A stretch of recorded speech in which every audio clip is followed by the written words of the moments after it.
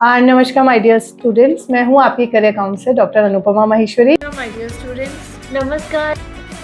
नमस्कार, मैं career counsellors India career counsellors India एक नए करियर के बारे में जिसको आई एम वेरी श्योर कि जिसके बारे में आप बहुत क्यूरियस रहते होंगे, which is about air traffic controller ATC।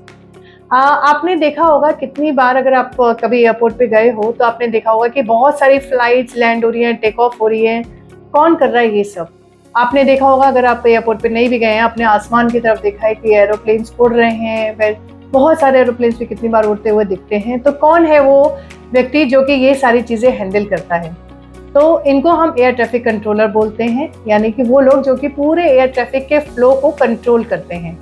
और जो एयर ट्रैफिक कंट्रोलर होते हैं बेसिकली अनसंग हीरोज तो हैं, क्योंकि आप पायलट को देखते हो, एयर हॉस्टेस को देखते हो और क्रू मेंबर्स को देखते हो, लेकिन आप इनको नहीं देखते हो। ना देखें वो बात एक अलग है, बट इनका जो रोल है वो सबसे इम्पोर्टेंट रोल है। तो ये वो हमारे अनसंग हीरोज हैं जो कि पूरे स्काई में एयर ट्रैफिक कंट्रोल को गार्ड करते हैं, और ये पूरा प्रोसेस बहुत स्मूथली चलता रहे और बहुत सारी जो फ्लाइट्स हैं एक जगह से दूसरी जगह तक वो सक्सेसफुली लैंड और टेक ऑफ करती रहे, और थाउजेंड ऑफ पैसेंजर्स जो इन फ्लाइट्स में ट्रेवल कर रहे हैं वो सेफली अपने घर की तरफ जाएं।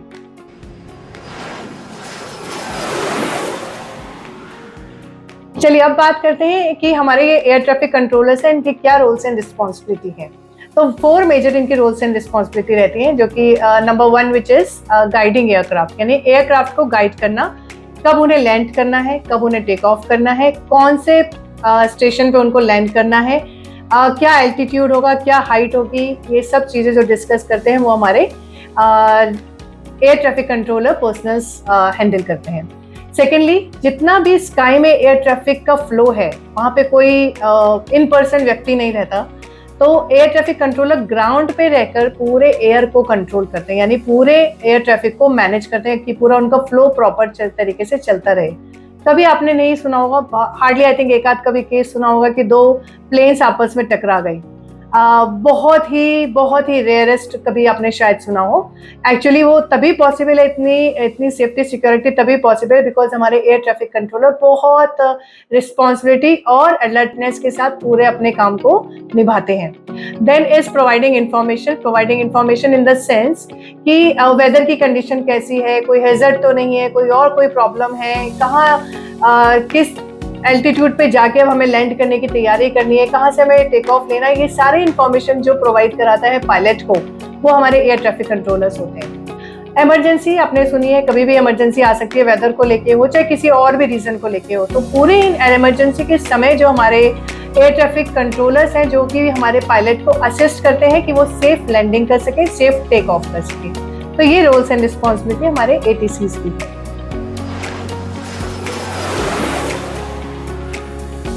सो रोल्स एंड रिस्पॉन्सिबिलिटी को समझ के सुन के आपको ऐसा लगा होगा कि ये डेफिनेटली बहुत ही रिस्पॉन्सिबिलिटी वाला जॉब है। Yes, this is right. बहुत सारे लोगों की लाइफ्स आपके हाथ में रहती है, एयर ट्रैफिक कंट्रोलर के हाथ में रहती है। तो ऑब्वियसली इनका जो इनके अंदर स्किल्स होनी चाहिए वो बहुत अलग टाइप से होनी चाहिए, जिससे कि वो अपनी ड्यूटीज को बहुत अच्छे से निभा सकें। सबसे पहले तो यही हो जाता है कि वो अपने जॉब को जॉब ना समझे बल्कि एक रिस्पॉन्सिबिलिटी समझे, बिकॉज कोई भी अगर गड़बड़ होती है तो ये पूरा ओनर्स ATC के ऊपर आ सकता है। तो it is a very responsible job. तो आपके अंदर सबसे पहले स्किल यही होनी चाहिए कि आप बहुत रिस्पॉन्सिबल हो। प्रॉब्लम सॉल्विंग, कभी भी आपके सामने कुछ इस प्रकार का इमरजेंसी आ जाती है, किसी इस प्रकार के सर्कमस्टेंस आ जाते हैं कि आपको इमीडिएट कुछ ना कुछ सॉल्यूशन पे जाना पड़ता है। तो इसलिए आपको एक बहुत प्रॉब्लम सॉल्वर अच्छा होना चाहिए, और क्विक डिसीजन मेकिंग, क्षणिक वहाँ पे डिसीजन लेने होते हैं। तो in the split of a second you have to take the decision. So ये डिसीजन लेने की पावर आपके अंदर अच्छी होनी चाहिए। कम्युनिकेशन, जिससे कि आप जो है पायलट से और अपने को कलीग्स के साथ बात करते रहें, तो आपकी कम्युनिकेशन में, लैंग्वेज में क्लैरिटी और कमांड दोनों होना चाहिए। ATCs का काम भले ही वो अनसंग हो लेकिन बहुत रिस्पॉन्सिबिलिटी वाला है, इसीलिए उनके ऊपर प्रेशर भी बहुत रहता है। तो वो ये वर्क प्रेशर हैंडल अगर वो कर सकें अच्छे से, अगर आप कर सकते हैं और तो आपको लगता है कि आप ATC में जा सकते हैं, अगर ये सारी स्किल्स आपके अंदर है।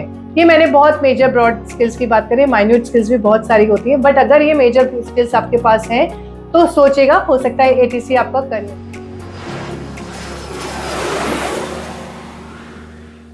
ये सारी चीजें आपको सुन के पढ़ के समझ में आ रहा होगा और मन में क्वेश्चंस आ रहे होंगे कि अगर एटीसी बनना है तो पढ़ना क्या पड़ेगा, क्योंकि it is about physics, it is about the realistic environment of the sky and बाकी जो ग्राउंड लेवल की जो ड्यूटीज हैं तो बहुत टेक्निकल है। तो डेफिनेटली 11th एंड 12th में पीसीएम के साथ हम लोग स्टार्ट करते हैं एटीसी बनने के लिए। तो इंजीनियरिंग हम कर सकते हैं या तो ईसी इलेक्ट्रॉनिक एंड कम्युनिकेशन में, टेलीकम्युनिकेशंस में, इलेक्ट्रॉनिक्स में, इंफॉर्मेशन टेक्नोलॉजी में, अगर आपने इसमें बीई करा है और एटीसी जैसी फील्ड आपको अट्रैक्ट कर रही है तो थोड़ा ध्यान रखिएगा, एयरपोर्ट अथॉरिटी ऑफ इंडिया के ऊपर वैकेंसीज आती रहती हैं और जिससे कि एटीसी कंट्रोलर की जॉब आती है।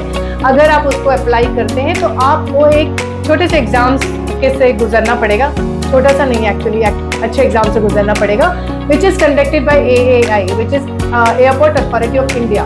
ये एग्जाम कंडक्ट करते हैं और अगर आप रिटन एग्जाम्स ये क्लियर करते हैं जिसमें कि physics, maths, English and general awareness से रिलेटेड ये एग्जाम रहता है, अगर आप ये क्लियर कर लेते हैं तो उसके बाद आपको इंटरव्यू में बुलाया जाता है। इंटरव्यू में बाकी आपकी पर्सनैलिटी को समझते हुए इंपॉर्टेंट बात ये समझते रहते हैं कि आपकी वॉइस कमांड कैसा है, तो वॉइस नोट पे या वॉइस के ऊपर इनका काफी एम्फेसिस रहता है।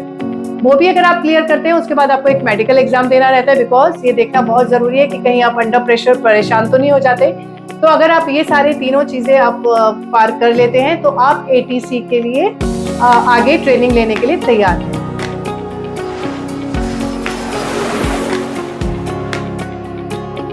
तो ट्रेनिंग इंस्टीट्यूट्स की बात करते हैं तो एयरपोर्ट अथॉरिटी ऑफ इंडिया के कुछ ट्रेनिंग इंस्टीट्यूट हैं जहाँ पे एटीसी की ट्रेनिंग कराई जाती है, which are these centres are actually in Allahabad, Gondia, Hyderabad. और यहाँ पर एयर ट्रैफिक मैनेजमेंट को लेके, रडार स्टिमुलेशन को लेके, एविएशन सेफ्टी को लेके अलग अलग ट्रेनिंग प्रोग्राम उपलब्ध रहते हैं। इसके अलावा सिविल एविएशन ट्रेनिंग कॉलेज है विच इज इन इलाहाबाद, जहाँ पे स्पेशलाइजेशन एयर ट्रैफिक कंट्रोल की ट्रेनिंग का रहता है। Then Indira Gandhi Institute of Aeronautics, which is in New Delhi.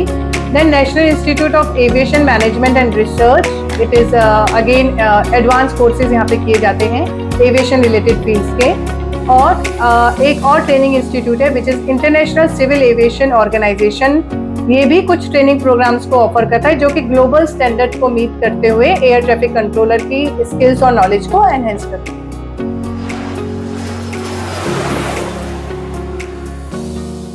Job sectors कौन से हो सकते हैं एटीसी के लिए? वो एज एन एयरपोर्ट ऑपरेशंस में काम कर सकते हैं जहाँ कि उनको डायरेक्टली एयरपोर्ट को कंट्रोल करना होता है, रनवे को मैनेज करना होता है और इंश्योर करना होता है कि सारे टेक ऑफ और लैंडिंग्स सेफ्टी के साथ हों। Then they can work is air traffic control centres में, और जहाँ पे कि उनको पूरा एरिया जो कि एयरपोर्ट से रिलेटेड रहता है उसको कंट्रोल करना रहता है, एयरक्राफ्ट को मैनेज करना रहता है जो कि लार्ज डिस्टेंसेस के एयरक्राफ्ट होते हैं और इनके डिफरेंट रीजन्स के बीच में कोऑर्डिनेशन बैठाना रहता है। Then is military air traffic control, जिनका स्पेशलाइजेशन होता है कि क्या मिलिट्री में कैसे वो मैनेज करेंगे मिलिट्री के साथ मिलके एयर ट्रैफिक को किसी भी लॉन्ग डिस्टेंस ऑपरेशंस के समय और जहाँ पे कि एयर स्पेस रिस्ट्रिक्टेड है। इंटरनेशनल एयर ट्रैफिक कंट्रोल, इनका रोल रहता है इंटरनेशनल एयर ट्रैफिक के समय और ये कोऑर्डिनेट करते हैं between different countries to manage cross border flights. Then is private air traffic control services, जो कि प्राइवेट एविएशन कंपनीज को सर्विसेज देती हैं और उनका मेन फोकस होता है कि वो किसी स्पेसिफिक एयरपोर्ट या रीजन को अपनी सर्विसेज दें। Then is airport management and planning, which involves strategic roles in planning and managing airport operations, infrastructure and future development। यानी इनका काम है पूरे एयरपोर्ट के ऑपरेशन ढंग से मैनेज होते जाएं, वहाँ का इंफ्रास्ट्रक्चर ढंग से मैनेज हो और जो भी फ्यूचर के डेवलपमेंट्स हैं वो अच्छे से मैनेज हो सकें। तो ये हमारे ATCs के कुछ जॉब सेक्टर्स हैं।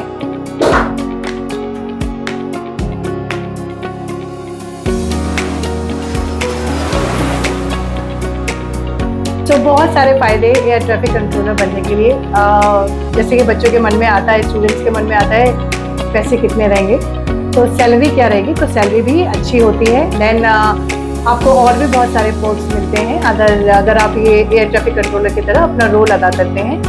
बट कुछ लिमिटेशंस भी हैं या कुछ हैजर्ड्स भी हैं। Definitely is a long working hours रहते हैं, ये बहुत प्रेशर का जॉब है तो कभी कभी स्ट्रेसफुल ज़्यादा हो जाता है। अगर आप इस चीज़ के लिए रेडी हैं तो अच्छी बात है। ट्रेनिंग आवर्स कितनी बार लॉन्ग रहते हैं, तो इसलिए ट्रेनिंग पीरियड लॉन्ग रहता है तो हो सकता है कि पढ़ाई का जो ड्यूरेशन हो वो भी थोड़ा सा लॉन्ग रहे। बट अगर हमारे को रिजल्ट में और रिवॉर्ड में कुछ अच्छी चीज़ मिल रही है, एक अच्छी अपॉर्चुनिटी, एक अच्छा करियर मिल रहा है, तो they hardly makes any difference to us. But या air traffic controller definitely is a career जहाँ पे बहुत रिस्पॉन्सिबिलिटी वाला काम है। बहुत सारे लोगों की जिंदगी आपके हाथ में रहती है as a air traffic controller. तो ये चीज़ को अगर आप अच्छे से समझते हैं और ये चीज़ आपको लगता है कि you can manage with this and this is something which you are thinking about, क्योंकि आप बहुत एडवेंचरस हैं और आपको अच्छा लगता है एविएशन इंडस्ट्री के बारे में पढ़ना या उसमें काम करना, तो ATC आपके लिए एक करियर ऑप्शन एविएशन इंडस्ट्री में हो सकता है। With this note I want to say thank you to all of you. जय हिंद। अगली बार किसी दूसरे करियर के साथ। Thank you.